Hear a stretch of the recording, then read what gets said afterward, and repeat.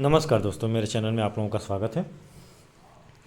दोस्तों, आज मैं ट्रेन पकड़ने वाला हूँ। मेरी जर्नी है कहीं की और हो सकता है कि कल शुक्रवार है, तो अगर टाइम मिला, अगर मैं ट्रेन में रहा तो शायद मुश्किल होगा। लेकिन अगर ट्रेन से बाहर रहा या कहीं रुका तो मैं, अगर टाइम मिला मुझे, तो पक्का मैं आप लोगों के लिए एनालिसिस वीडियो बनाऊँगा। ठीक है, जो डेली एनालिसिस जो हम करते हैं वो नहीं, मैं शुक्र और शनिवार को चार्ट एनालिसिस की वीडियो लर्निंग के लिए हम बनाते हैं। तो उसको हम, अगर टाइम मिला तो करेंगे, नहीं तो सैटरडे को हम उसको रखेंगे। ठीक है, तो इसके लिए थोड़ी माफ़ी चाहता हूँ क्योंकि अब वो भी कंपलसरी है, जाना है, तो इसलिए इसको माइंड में रखिएगा। देखो, देखिए, आज हम एनालिसिस कर लेते हैं जो आज हुआ है। ठीक है, आज हुआ है उसको कर लेते हैं और कल के लिए भी कर लेते हैं, क्योंकि शुक्रवार को मार्केट ओपन है, तो किस तरीके के हमारे साइकोलॉजी होने चाहिए, चार्ट की साइकोलॉजी, हमारी ट्रेडिंग साइकोलॉजी कैसी होनी चाहिए। ठीक है, पहले अभी की चर्चा हम कर लेते हैं। देखिए, मैं पिछले वीडियो में क्या बताया था ये मैं नहीं बताऊंगा। मैं लेटेस्ट अभी जो आज की मार्केट में घटना हुई है उसको मैं बताऊंगा। वैसे आप लोग जाके देख लीजिएगा कितना मैं सही हूँ कितना गलत, क्योंकि ट्रस्ट पे ही दुनिया कायम है। तो अगर ट्रस्ट, अगर कर आप मुझ पे थोड़ा सा भी शक और डाउट क्रिएट होता है तो आप पिछली वीडियो जाके एनालिसिस की देख सकते हैं। ठीक है, तो चलिए अभी हम चलते हैं चार्ट पे। देखिए, प्राइस जब 6 तारीख को ओपन हुआ, गुरुवार आज ओपन हुआ, तो ये हमारा सप्लाई था। ठीक, ये हमारा सप्लाई था। प्राइस यहाँ पे भी रुका था कुछ देर। ठीक है, यहाँ पे भी बायर और सेलर रुके थे, तभी प्राइस एक रेंज में थोड़ी बहुत नैरो हुआ है। ठीक है, तो यहाँ पे अगर हम प्राइस इसको ब्रेक किया है, ब्रेक करने के बाद प्राइस को हम थोड़ी देर के लिए इसको माइनर डिमांड हम कंसीडर कर लेते हैं। ठीक है, कंसीडर कर लेते हैं। इसको ब्रेक तो नहीं किया है, बट इसको तो ब्रेक किया है, तो हम कंसीडर करेंगे इसको। ठीक है, माइनर डिमांड कंसीडर कर लिया।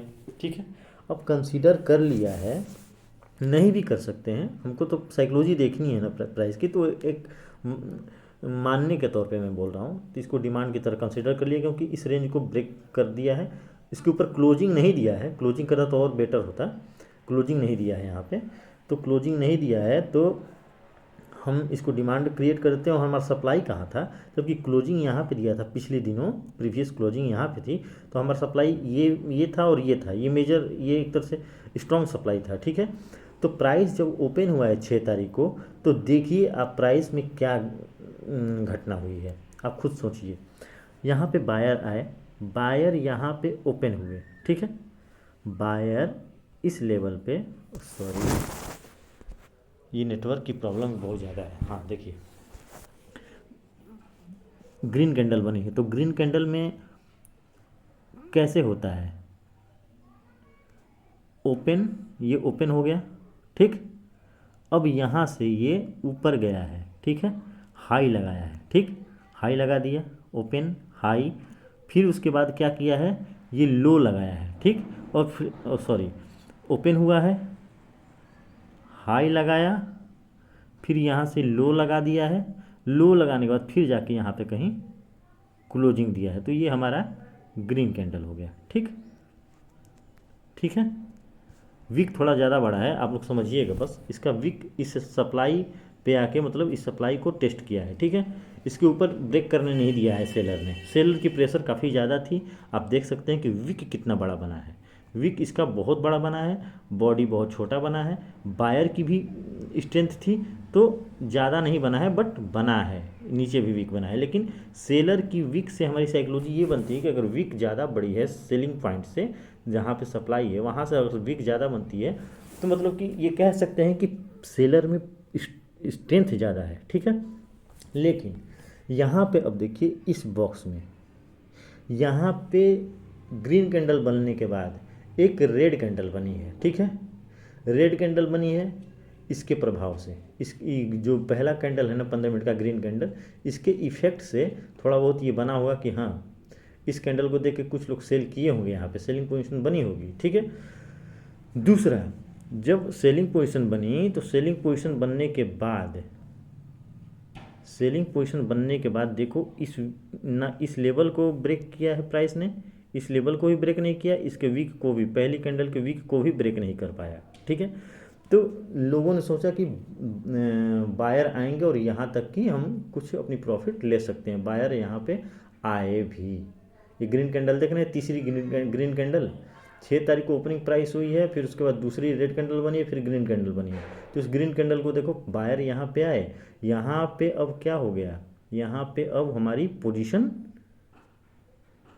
स्टॉप लॉस यहाँ पे बन गई, काफ़ी ज़्यादा स्टॉप लॉस बन गई।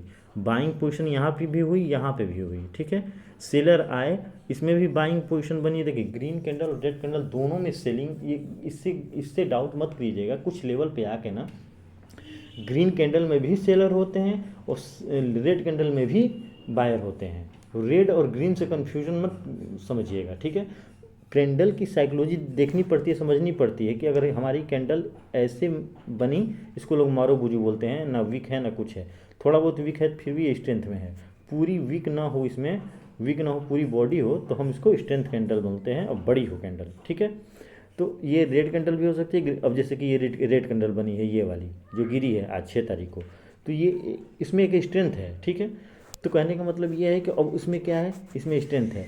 अब वही कैंडल ऐसी बन जाए, इसमें स्ट्रेंथ किसकी दिखती है, इसमें स्ट्रेंथ दिखती है सेलर की।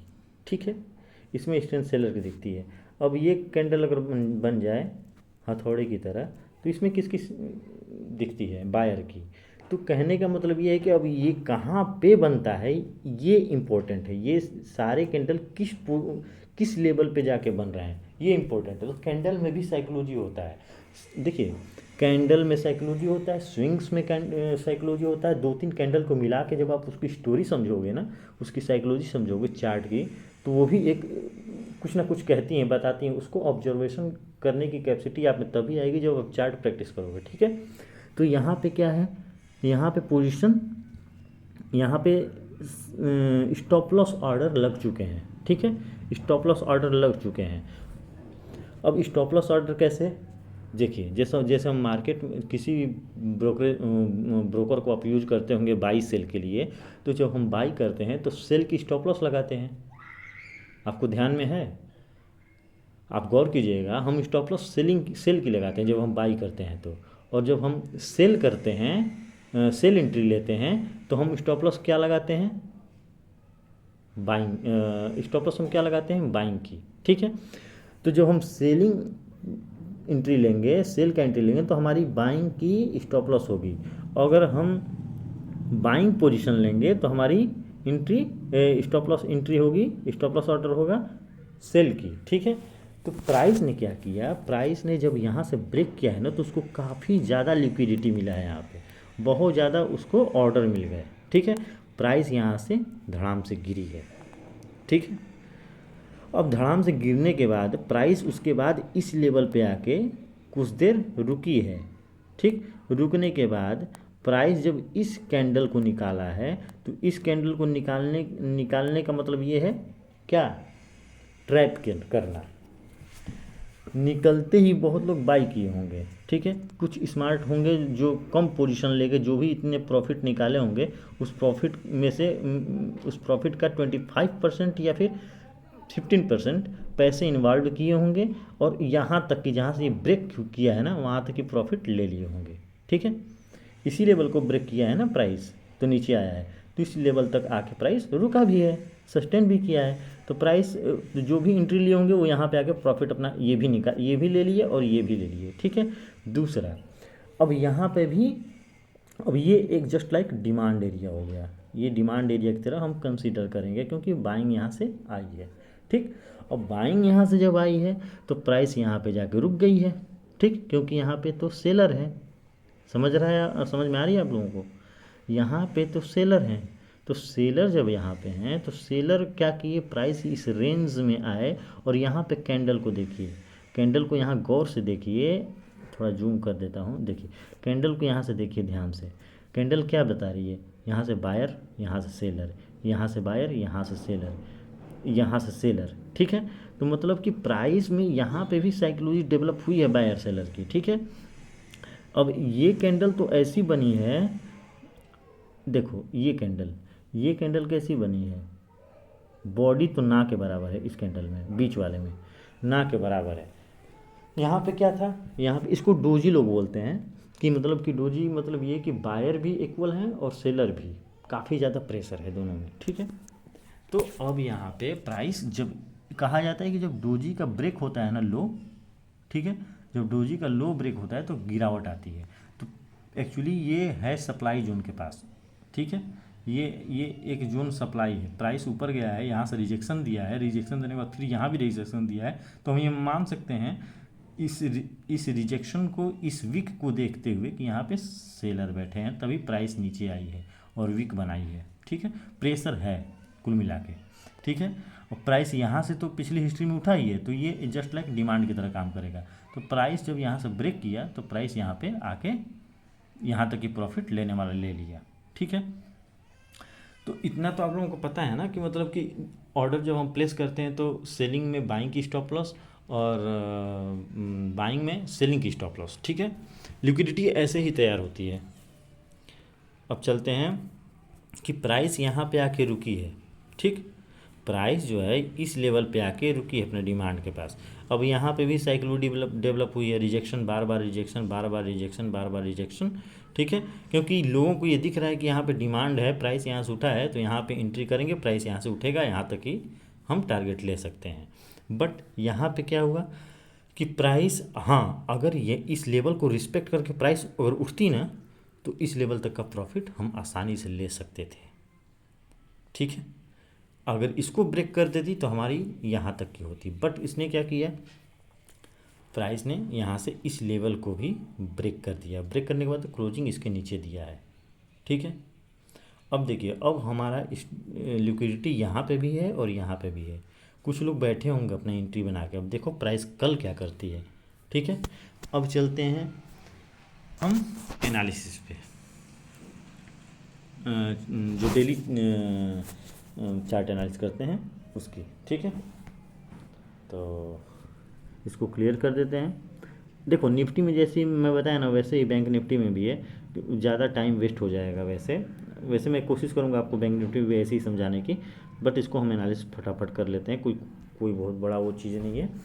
तो चलिए देखिए, प्राइस नीचे यहाँ पे क्लोज की है कहीं, ठीक है, 15 मिनट का कैंडल है, ये निफ्टी का चार्ट है, क्लोजिंग इसकी यहाँ पे की है और लो इसने यहाँ पे लगाया है, यहाँ से प्राइस थोड़ा बहुत उठा है। चलिए हम क्लोजिंग को पकड़ते हैं, इसको हटाते हैं, क्लोजिंग हमारी यहाँ पे है, ठीक। अब प्राइस यहाँ से भी गिरी, यहाँ से गिरी है, ठीक है, और यहाँ से गिरी है। प्राइस अगर इस लेवल, अगर यहाँ कहीं ओपन होता है, ओपन होने के बाद अगर इसको ब्रेक करता है ना, इसको ब्रेक करता है तो प्राइस इस लेवल तक चली जाएगी, ठीक है। दूसरा, अगर इस लेवल को ब्रेक नहीं करता तो प्राइस यहाँ से फिर प्राइस इसी लेवल पे आके और उसके बाद देखते हैं कि कहाँ तक की इसकी जर्नी होती है, नीचे भी आ सकती है प्राइस, ठीक है। क्योंकि सेलिंग प्रेशर हिस्ट्री में भी दिख रहा है, ठीक है। तो यहाँ पे क्या है, यहाँ पे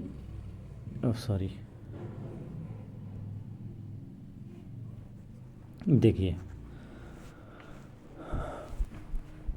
प्राइस यहाँ पे क्लोज हुई है, ये प्राइस यहाँ से गिरी भी है, ठीक है ना, इस लेवल को तोड़ के। तो ये एक हमारा सप्लाई जोन है, ठीक है, ये सप्लाई जोन है और ये भी हमारा एक सप्लाई जोन है, ठीक है, ये भी एरिया हमारा एक सप्लाई जोन है। तो प्राइस अगर यहाँ पे कहीं खुलती है, खुलने के बाद प्राइस अगर ऊपर जाती है, ऊपर जाने के बाद यहाँ पे कुछ देर रुकती है, रुकने के बाद अगर निकलती है ऊपर तो ये टारगेट मिल सकता है। अगर नहीं जा पाती, असमर्थ हो रहती है ऊपर जाने में, तो प्राइस फिर नीचे गिर सकती है इस लेवल तक, ठीक है ना। अब इस पे गिरने के बाद, इस जोन में आने के बाद प्राइस अब नीचे आना चाहे तो आ भी सकती है ब्रेक करके, पहली कंडीशन। दूसरा अगर प्राइस ऊपर यहाँ प्राइस अगर यहाँ ओपन होने के बाद इसी रेंज में रहती है और रहने के बाद प्राइस अगर निकलती है ऊपर या नीचे, तो ऊपर निकलती है तो ये रेंज मिल जाएगा जैसे यहाँ पे मैंने आपको बताया है, अगर नहीं तो यहीं से फिर वो यहीं से नीचे की तरफ आ सकती है, ठीक।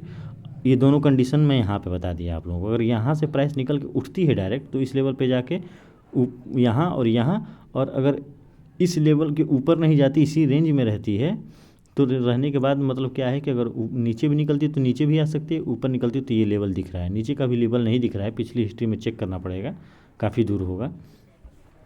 तो अब हम चलते हैं गैप अप पे। अगर गैप अप खुलता है कहीं प्राइस इस लेवल पे खुलने के बाद अगर प्राइस ऊपर की तरफ ब्रेक करता है तो ये लेवल टच कर जाएगा। अगर नहीं कर पाता, अगर यहीं से गिरता है तो इसी लेवल पे आ जाएगा, ठीक है ना, अपने लो और प्रीवियस क्लोजिंग के पास, ठीक है। और अगर प्राइस गैप डाउन खुलता है,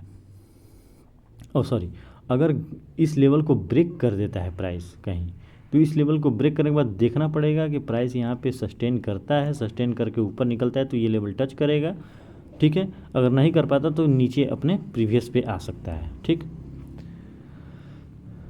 दूसरा गैप डाउन देख लेते हैं। अगर प्राइस गैप डाउन खुलता है और मान लो इस लेवल को ब्रेक करता है प्राइस, यहाँ पे कहीं खुलता है, खुलने के बाद अगर मान लो प्राइस अब उसके बाद कैसा बिहेव दिखाएगा, अगर ऊपर की तरफ जाएगा तो ये सारे सप्लाई एरियाज़ हैं इसके लिए, अगर ओपन नीचे कहीं होता है तो इसके लिए सप्लाई एरिया है, सब यहाँ से फिर प्राइस नीचे की तरफ गिर सकता है, ठीक है।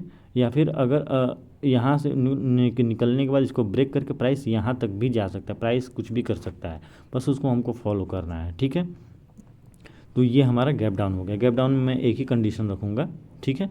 प्राइस अगर यहाँ पे कहीं ओपन नीचे होता है तो पहले अपने सप्लाई पे जाएगा, सप्लाई के जाने के बाद नीचे आएगा, डायरेक्ट यहीं से नीचे नहीं आ जाएगा, ठीक है। अब चलते हैं बैंक निफ्टी के पास। देखिए बैंक निफ्टी में भी वही है, जस्ट लाइक थोड़ा बहुत डिफरेंस है, निफ्टी जैसा ही है, ठीक है। प्राइस यहाँ पे 6 तारीख का कैंडल बना हुआ है, रुक जाइए, हाँ ये सप्लाई एरिया था, ठीक है, ये माइनर सप्लाई था, ये मेजर सप्लाई था। प्राइस ने ओपन यहाँ पे ओपन होने के बाद बाइंग आई, बाइंग आने के बाद इस लेवल को टच किया, टच करने के बाद फिर नीचे आया, नीचे आने के बाद प्राइस यहाँ से प्राइस सेक्शन बना के नीचे आ गया, यहाँ पे थोड़ा बहुत बाइंग आया, बाइंग आने के बाद फिर प्राइस अपने बाइंग एरिया, अपने डिमांड एरिया पे फिर प्राइस गिर के आके रुक गया, यहाँ पे कहीं क्लोजिंग दिया है डिमांड के पास, ठीक है। ये इस तरीके का कुछ बना हुआ है पिरामिड की तरह, ठीक है। अब यहाँ पे हम देखते हैं कि प्राइस क्या कर सकती है। देखो प्राइस अगर इस लेवल को ब्रेक करती है, क्लोजिंग इसकी यहाँ पे है, प्राइस अगर ब्रेक करती है तो ब्रेक करने के बाद ओपन होने के बाद यहीं पे कहीं ओपन होने के बाद प्राइस नीचे आएगी, तो देखेंगे प्राइस सेक्शन कैसे बनता है, कैसे नीचे आती है, ठीक है।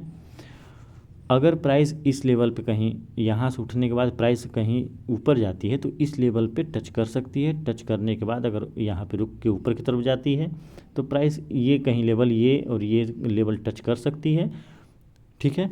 अगर यहाँ से निकलती है तो, अगर नहीं निकल पाती, असमर्थ रहती है, वीकनेस आ जाता है बाइंग में, बायर्स में, तो फिर रिटर्न आ जाएगी अपने प्रीवियस क्लोजिंग और प्रीवियस स्विंग लो के पास, ठीक है। दूसरा, अगर प्राइस गैप डाउन बता दिया कि नीचे अगर गैप डाउन नहीं बताया हूँ मैं, ये न्यूट्रल खुलने के बाद प्राइस अगर नीचे आती है, प्राइस एक्शन बनाती है, तो देखेंगे कहाँ तक प्राइस जाती है। अगर यहाँ पे कहीं ओपन होने के बाद प्राइस ऊपर निकलती है, इसको ब्रेक करती है तो ऊपर जाएगी, नहीं ब्रेक पर कर पाती तो नीचे आएगी अपने डिमांड एरिया पे, जहाँ से प्राइस उठेगी। दूसरा, अगर प्राइस गैप डाउन खुलता है, अगर प्राइस, रुक जाओ, हाँ ठीक है,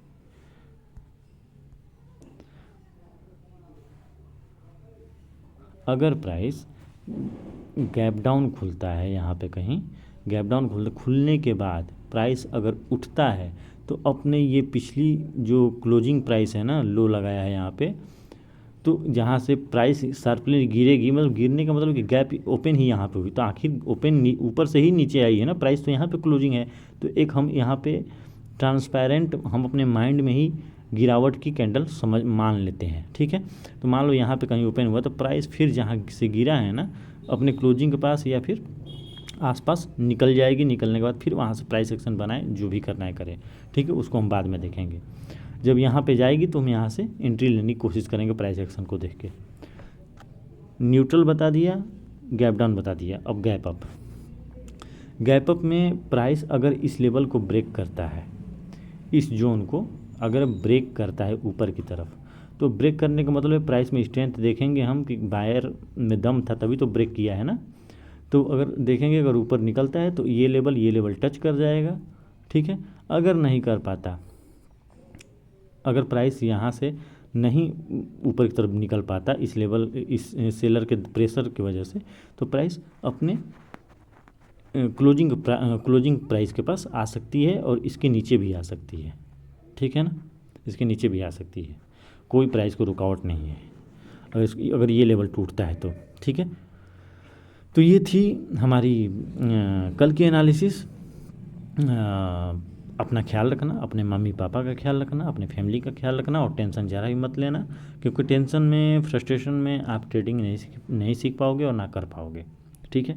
और ईमानदारी बहुत ज़रूरी है अपने काम के प्रति, अपने फैमिली के प्रति। तो मिलते हैं नेक्स्ट वीडियो में, बाय।